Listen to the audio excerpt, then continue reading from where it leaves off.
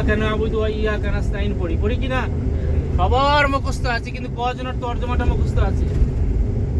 ইয়াকা নাবুদু ওয়া ইয়াকা নাস্তাইন মানে হচ্ছে, হে আল্লাহ, আমরা তোমারই ইবাদত করি আর তোমার কাছেই আমরা চাই, সাহায্য চাই। মানে ইবাদতের জন্য খাস আল্লাহ তাবারাক তাআলা, সাহায্য চাওয়ার জন্য, দোয়ার জন্য খাস আল্লাহ তাবারাক ওয়া তাআলা।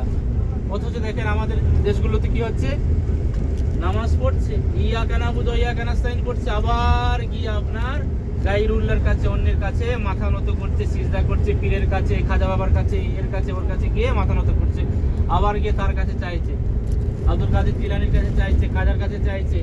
অথচ 5 ওয়াক্ত নামাজ আমরা সাক্ষ্য দিচ্ছি যে না, শুধু তোমারই ইবাদত করব, তোমার কাছেই মাথা নত করব, আর তোমার কাছেই দোয়া চাইবো, কিন্তু ফল হচ্ছে না। কেননা আমরা এই মানেগুলো বুঝি না। তো কোরআনকে যদি আমরা বুঝতে পারি, হাদিসকে যদি আমরা বুঝতে পারি, তাহলে দেখবেন যে সমাজে শিরক থাকবে না। এই একটা আয়াতই, ইয়াকা নাবুদু ওয়া ইয়াকা নাস্তাইন, আমাদের দেশগুলোতে মাজারকে নষ্ট করার জন্য একটা আয়াতই যথেষ্ট। কিন্তু এর শত শতবার এই আয়াতটা পড়ি, কিন্তু বুঝতে পারি না।